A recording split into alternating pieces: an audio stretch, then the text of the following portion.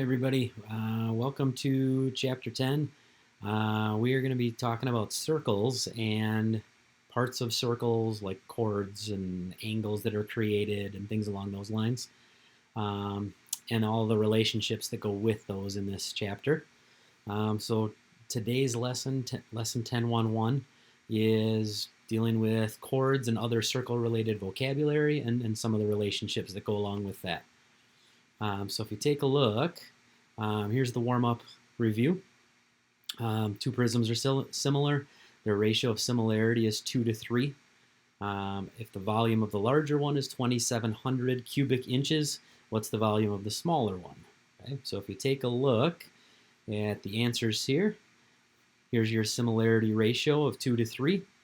That means the area ratio, we would square that, and therefore it becomes 4 to 9. And our volume ratio, we would cube that, and therefore it becomes 8 to 27. Okay, and therefore, if we're trying to find the volume of the smaller figure, here's our ratio of volumes right here. Here, bigger to smaller, and therefore our other ratio, here's the bigger volume, and we're trying to find the smaller volume. And now it's right back to just solving a proportion. Cross multiply to get an equation, and then solve for x. Okay, so there's that part of it. Then if you take a look, some circle vocabulary today. If we take a look about an arc of a circle, is part of a circle, so it's kind of like circumference, but not going all the way around is kind of the idea. Okay, a bicycle tire is an example of a circle. The spokes and the space in between them are not part of the circle. The piece of the tire that are between any two spokes would be an example of an arc. There's basically 3 different arcs that we're talking about. There is a minor arc, so that is an arc that's anything less than half the circle. There's a major arc, anything that is more than half a circle, and it doesn't have it right here, but then there's also a semicircle, which is exactly half a circle, okay? Halfway around a circle. They show you that when you're naming, if you're naming a minor arc, you just use the endpoints and have 2 letters. If you're dealing with the major arc, then you should have 3 letters, still using the 2 endpoints, but the letter that's in between is the direction that you're going around the circle. So this one says I'm starting at A, I'm going through C, and then I'm ending at B. Okay?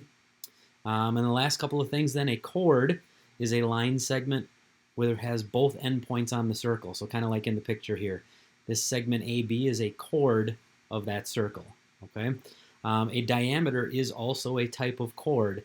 It just happens to go through the center of the circle and cut that circle in half. Okay, so a diameter is a chord. So just some information for you there. If we take a look through some of this, example number 1, they talk about these 2 being chords. Okay, and one of the things that they're having you take a look at in this first example is that if you draw in the perpendicular bisector, okay, so let's go through that. Here's the perpendicular part right here, that it's at 90 degrees, and the fact that these 2 are congruent means that it cuts it in half. So if you take that line segment and you draw a line in that's perpendicular and cuts this segment in half, and then you did it for another one of the things that will happen is they will intersect at the center of the circle. Okay? So in this case, like this circle right here, I don't exactly know where the center of the circle is. So I can do the perpendicular bisector of each one of these chords, and where they intersect will tell me where the center of that circle is. If I wanted to draw in another chord and do another one, that would also intersect at the center of the circle. Okay, so just kind of a heads up with that part of it. Here's a video that's kind of talking about minor and major arcs. I would highly suggest you watch this video. It does a really good job of talking about central angles and what a minor arc is and a major arc and how to label it. It's got everything you would, it's almost exactly how I would teach the lesson. So I would highly suggest you take a look at that video. Otherwise, here's your practice problems. Here's what you're going to be taking a look at. If you notice, this symbol right here, by the way, is circle P, and a circle is always named by the center of it. So I know that point P is the center of the circle. They're telling you that WPX, that angle, is 28 degrees. ZPY, that angle is 38 degrees. And they're also telling you that WZ and XV are diameters. Okay? So keep in mind, what we're looking for here are the measure of arcs. And one of the things you need to be aware of is that the measure of any arc is always the same as the central angle. So for example, if I'm trying to find the measure of this first one, arc YZ, I'm looking at this arc right here, which means it's going to be the same measure as that central angle, which they gave to you is 38 degrees.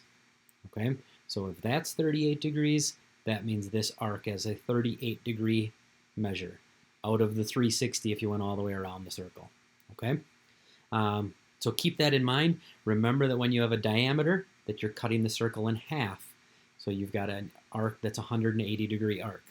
Okay, and then if you take a look down here, here's kind of a problem that's similar to one of those chord type problems. The hint that I will give you here is anytime you deal with something like this, go ahead and draw in some radii. So if you connect from A to C, you end up with a nice right triangle right here. Okay? And then same thing from B to C, you would end up with a right triangle there as well. Okay? So there's all of your practice problems. You can kind of take a look at how arcs compare to angles. And then here, like I said, is kind of one that's dealing with a chord. Make sure you check your answers. They're all right here if you want to take a look. And again, I would highly suggest you watch that video. It does a really good job of explaining what you need to know for this lesson. Okay?